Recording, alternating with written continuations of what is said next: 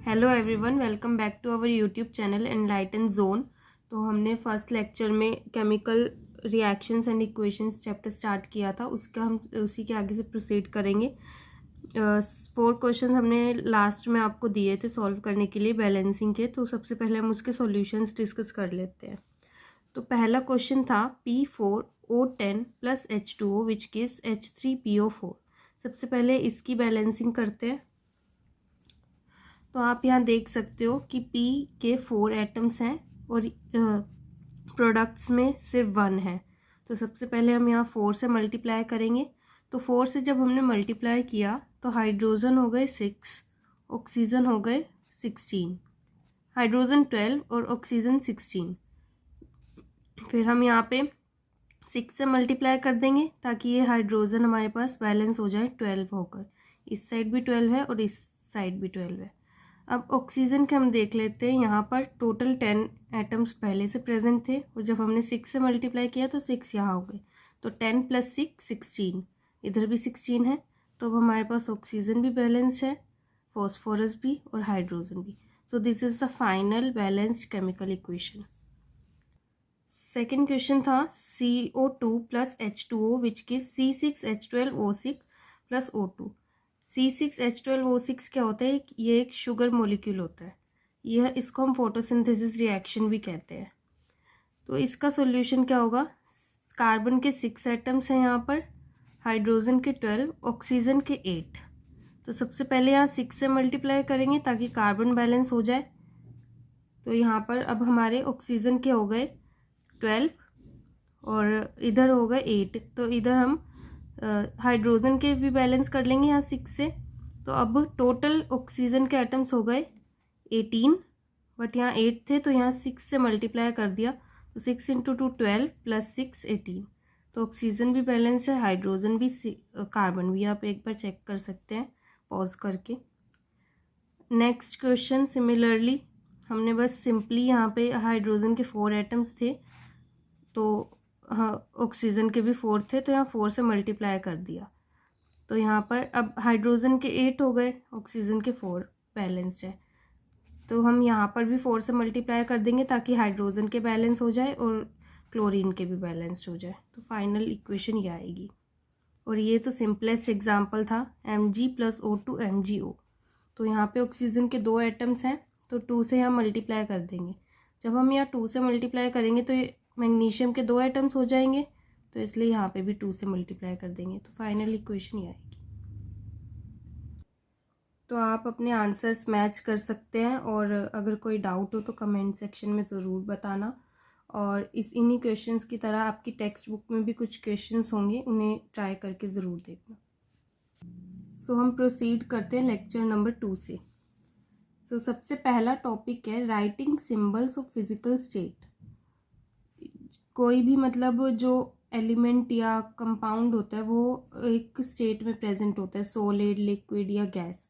तो उसके हम सिंबल्स कैसे लिखते हैं इक्वेशन में, उसको हम पढ़ेंगे।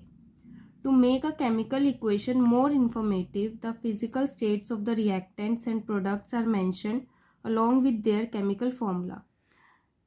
केमिकल इक्वेशन को मोर इंफॉर्मेटिव बनाने के लिए मतलब किसी भी इक्वेशन को देख के हम बता सके कि कौन सा एलिमेंट किस स्टेट में प्रेजेंट है, तो हम फिजिकल स्टेट यूज कर मेंशन करते हैं रिएक्टेंट्स और प्रोडक्ट्स की, उनके केमिकल फॉर्मूला के साथ। The gaseous, liquid, aqueous and solid states of reactants and products are represented by the notation G, L, AQ and S respectively. Means gases के लिए हम G यूज़ करते हैं, लिक्विड्स के लिए L, एक्वस के लिए AQ एंड सॉलिड के लिए S। For example C + O2 gives CO2। तो यहाँ हमारा जो कार्बन होता है वो सॉलिड स्टेट में प्रेजेंट होता है, ऑक्सीजन जो एयर में ऑक्सीजन होती है वो गैस में होती है। इन दोनों को कंबाइन करके जो हमारा प्रोडक्ट आता है वो होता है CO2 which is also a gas. तो हम इसको ऐसे रिप्रेजेंट करते हैं। Now next section is types of chemical reactions. Chemical reactions basically हमारी 4 टाइप्स की होती है जो हम एक एक करके डिस्कस करेंगे। सबसे पहला है combination reaction. It may be defined as a chemical reaction in which two or more substances combine to form a single substance under suitable conditions. combination reaction क्या होती है? जब दो से ज़्यादा सब्सटेंस कंबाइन होकर एक सिंगल सब्सटेंस बनाते हैं कुछ कंडीशंस पर, तो उसको हम कॉम्बिनेशन रिएक्शन बोलते हैं. For example, calcium oxide reacts vigorously with water to produce slaked lime और calcium hydroxide, releasing a large amount of heat. Calcium oxide is CaO जो सॉलिड में प्रेजेंट होता है, plus H2O which is liquid gives CaOH twice which is aqueous. तो ये दोनों compounds combine होके क्या बना रहे? Calcium hydroxide which is also slaked lime. Reactions in which heat is released along with the formation of products are called exothermic reaction. So combination reaction basically क्या होती है? exothermic reaction.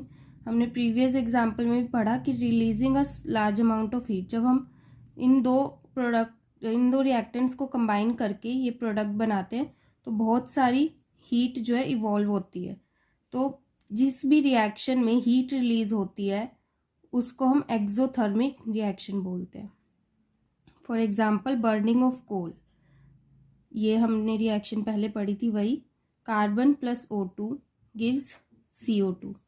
जब हम carbon को ऑक्सीजन के साथ react करवाते हैं तो CO2 प्रोड्यूस होती है which is also a gas, और ये भी एक एक्सोथर्मिक रिएक्शन है. Second type is decomposition reaction. A reaction in which a compound splits up into two or more simpler substances is known as a decomposition reaction.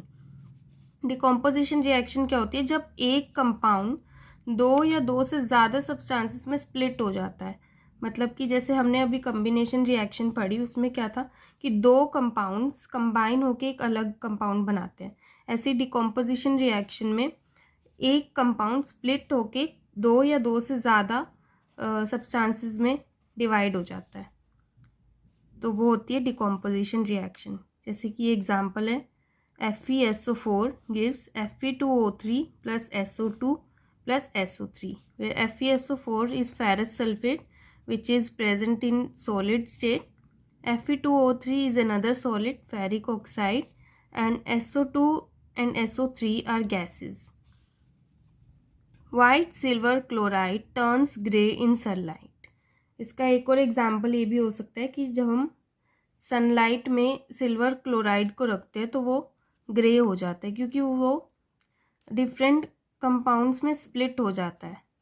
जैसे कि this is due to the decomposition of silver chloride into silver and chlorine by light. जब हम silver chloride को sunlight में रखते हैं तो वो सिल्वर और क्लोराइड में स्प्लिट हो जाता है. ऐसे ही सिल्वर ब्रोमीन को जब हम सनलाइट में रखते हैं तो वो सिल्वर और ब्रोमीन गैस में कन्वर्ट हो जाता है. The above reactions are used in black and white photography. इन रिएक्शंस का यूज ब्लैक और वाइट फोटोग्राफी में भी यूज होता है.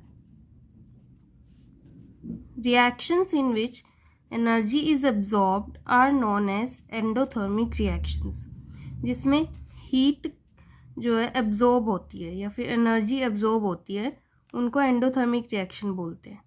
जैसे कि इसमें ये सनलाइट AgCl और AgBr ये सनलाइट को एब्जॉर्ब करके एक दो डिफरेंट कंपाउंड्स दे रहे हैं, तो ये दोनों क्या एंडोथर्मिक रिएक्शंस हैं. Decomposition reaction basically endothermic reactions होती हैं और जो कॉम्बिनेशन रिएक्शन होती है वो बेसिकली एक्सोथर्मिक रिएक्शन होती है. तो एंडोथर्मिक रिएक्शन का एक बेसिक एग्जांपल है प्रोसेस ऑफ फोटोसिंथेसिस, जो हमने आपको अभी पढ़ाई थी. फोटोसिंथेसिस रिएक्शन वही है 6CO2 CO2 के 6 मॉलिक्यूल्स और वाटर के 6 मॉलिक्यूल्स कंबाइन होके क्लोरोफिल और सनलाइट की प्रेजेंस में एक शुगर मॉलिक्यूल प्रोड्यूस करते हैं और 6 मॉलिक्यूल्स ऑफ ऑक्सीजन प्रोड्यूस करते हैं. तो इसमें जो है ये सनलाइट को एब्जॉर्ब कर रहे हैं, इसलिए ये एंडोथर्मिक रिएक्शन है. Now next one is displacement reaction. Displacement reaction is a chemical reaction in which a more reactive element displaces a less reactive element from its compound. तो displacement reaction क्या होती है?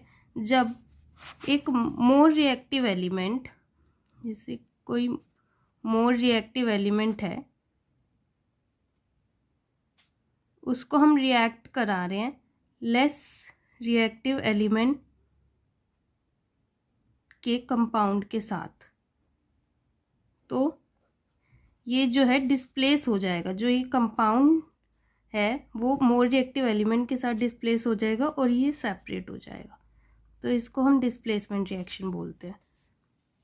For example Fe plus CuSO4 gives FeSO4 plus Cu, where CuSO4 is copper sulfate and FeSO4 is iron sulfate. तो इसमें क्या होता है, जो आयरन है वो कॉपर से ज़्यादा रिएक्टिव है, इसलिए ये इसको डिस्प्लेस कर देगा, कॉपर को अलग कर देगा और खुद सल्फेट के साथ कंबाइन हो जाएगा. तो ये FeSO4 बन जाएगा आयरन सल्फेट. इसको हम एक तरीके से और देख सकते हैं. जब हम आयरन नेल को कॉपर सल्फेट सॉल्यूशन में डालते हैं तो वो जो आयरन नेल है उसके ऊपर सल्फेट डिपॉजिट हो जाता है, तो वो जो आयरन नेल है वो ब्राउन कलर का हो जाता है. जैसे ये आयरन नेल है, इसको जब हम डिप करेंगे कॉपर सल्फेट सॉल्यूशन में, ये CuSO4 है, ये Fe है, तो ये इसका जो सल्फेट है वो इसके ऊपर डिपॉजिट हो जाएगा, तो ये आयरन नेल ब्राउन कलर का हो जाएगा. तो ये बेसिक रिएक्शन है जो आप परफॉर्म कर सकते हो. Now last one is double displacement reaction. Those reaction in which two compounds react by an exchange of ions to form two new compounds are called double displacement reaction. तो double displacement reaction क्या होती है, जब एक ही reaction में exchange ions का exchange होके दो डिफरेंट कंपाउंड्स बनाते हैं. In double displacement reaction the positive ions exchange negative ion partners. A double displacement reaction is represented by the general equation. जैसे एग्जाम्पल है, पहले हमारे पास था Na2SO4 प्लस BaCl2. जब डबल डिस्प्लेसमेंट रिएक्शन हुई तो इसका जो नेगेटिव वाला पार्ट है, ये जो SO4 होता है नेगेटिव पार्ट होता है और ये होता है पॉजिटिव पार्ट सोडियम वाला. तो ये जो है इसके नेगेटिव पार्ट से कंबाइन हो जाएगा और ये पॉजिटिव पार्ट इसके नेगेटिव पार्ट से कंबाइन हो जाएगा. तो ये डिस्प्लेस होकर बन जाएगा BaSO4 प्लस 2NaCl. तो sodium sulphate plus barium chloride will produce barium sulfate and sodium chloride. So this is double displacement reaction. So this is all for today's lecture. So आज के वीडियो में basically हमने types of chemical reactions discuss किए. अब हम next video में oxidation, reduction, corrosion, rancidity, जो ये लास्ट के टॉपिक्स बचे वो डिस्कस करेंगे और कुछ इनटेक्स्ट क्वेश्चंस भी डिस्कस करेंगे. तो तब तक के लिए आप लोग ये दोनों लेक्चर्स अच्छे से देख लीजिए और कुछ भी अगर डाउट हो तो कमेंट सेक्शन में कमेंट कर देना. और जिसने अभी तक चैनल को सब्सक्राइब नहीं किया वो सब्सक्राइब कर दें और बेल आइकन को प्रेस कर दें. And that's all for today's lecture. So stay tuned for another video.